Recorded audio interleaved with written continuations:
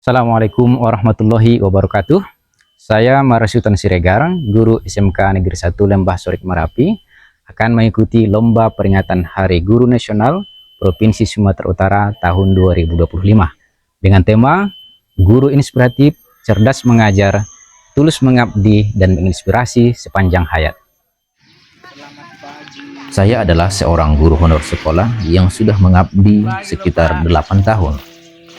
2 tahun awal di sekolah jenjang SMA dan SMP, dan 6 tahun terakhir saya mengajar di SMK Negeri 1 Lembah Sorik Marapi. Sejak awal memasuki SMK Negeri 1 Lembah Sorik Marapi, saya menemukan banyak tantangan yang sebelumnya tidak saya temukan di sekolah lain. Seperti latar belakang peserta didik yang mayoritas berasal dari keluarga kurang mampu dan berasal dari domisili dan lokasi yang jauh dari sekolah. Karena lokasi SMK Negeri 1 Lembah Sorik Marapi berada di antara dua pesantren besar dan jauh dari pemukiman warga.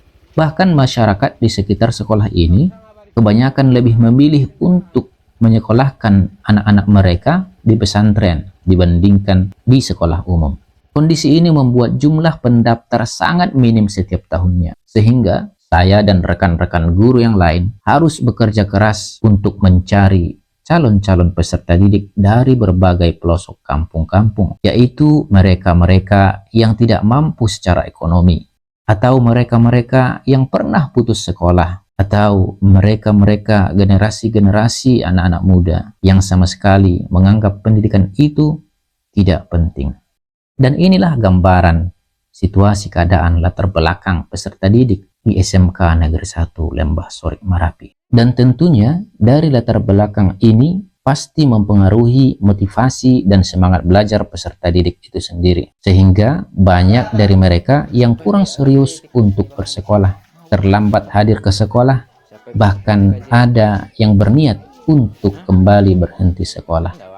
Namun, sebagai seorang guru yang memiliki jiwa pendidik dan menginginkan generasi bangsa yang berilmu, cemerlang, dan generasi emas di masa datang, tentulah ini tidak bisa dibiarkan begitu saja. Sehingga inilah bentuk pembuktian ketulusan saya dan rekan-rekan guru yang lain dalam mengabdi kepada bangsa dan negara. Tantangan yang kedua adalah kesiapan mental dan psikologis saya untuk tetap bertahan sebagai seorang guru honor sekolah.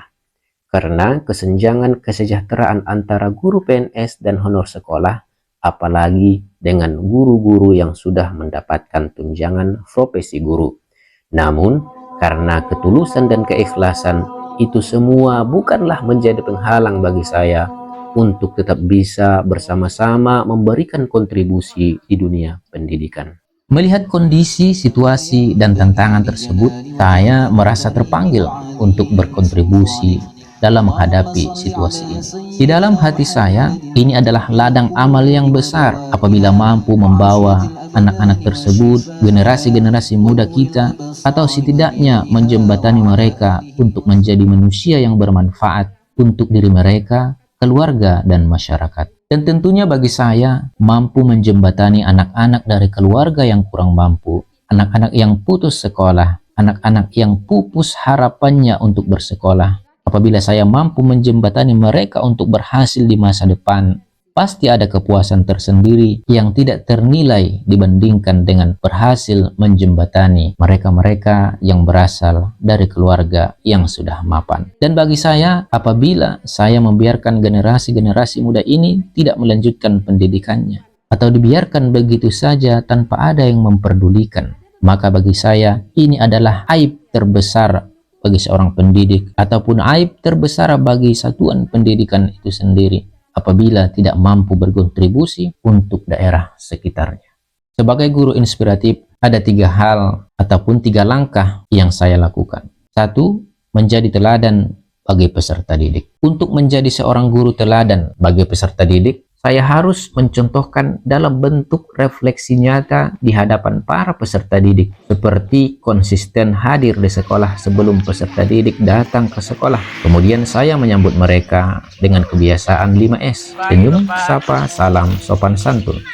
Kemudian saya juga mencontohkan kepada peserta didik tentang penanaman sikap dan nilai-nilai ketakwaan terhadap Tuhan Yang Maha Esa, yaitu dengan rutin mengajak peserta didik untuk sholat berjamaah dan sekaligus mencontohkan kepada mereka nilai-nilai religius yang dapat menyentuh hati mereka.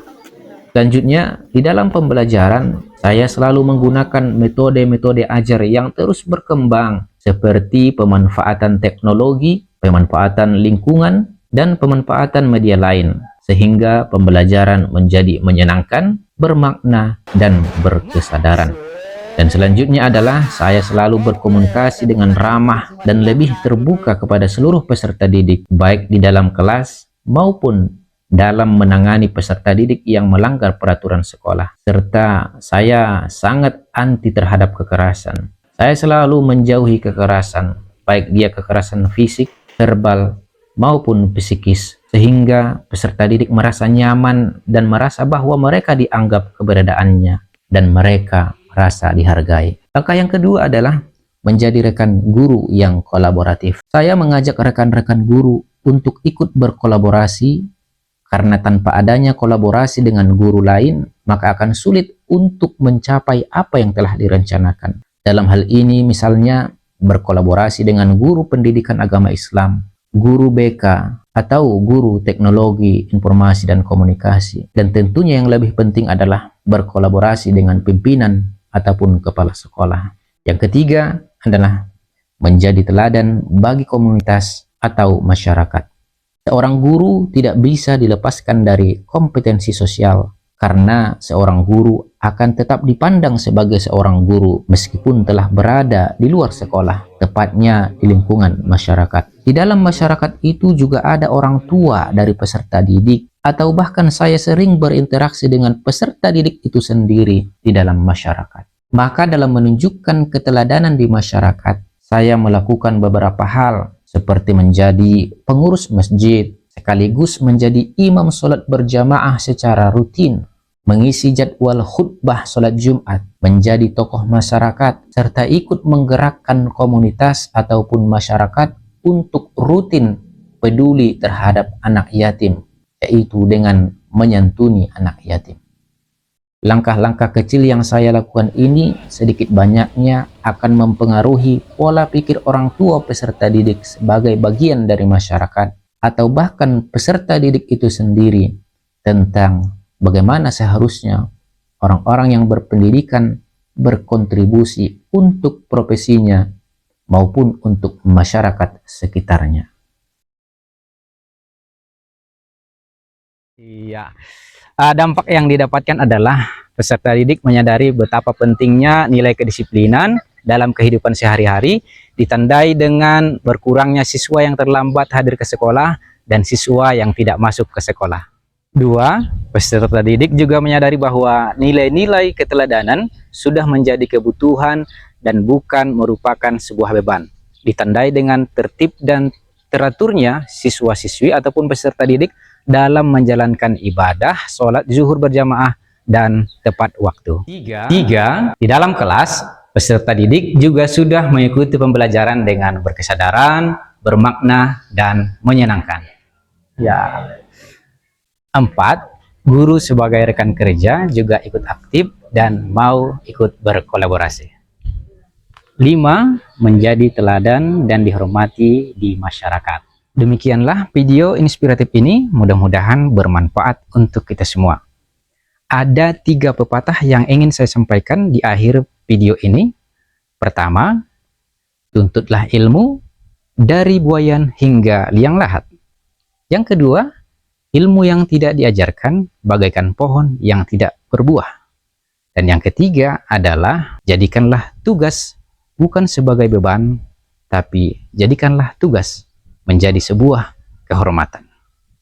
Mudah-mudahan dengan kegiatan ini bisa melahirkan sosok-sosok insan pendidikan yang menyalakan lentera ilmu, menjadi teladan di zamannya, dan menuntun generasi muda Provinsi Sumatera Utara untuk menuju Sumatera Utara yang unggul, maju, dan berkelanjutan. Demikian, saya Marasutan Siregar, wabillahi taufiq wal hidayah. Wassalamualaikum warahmatullahi wabarakatuh.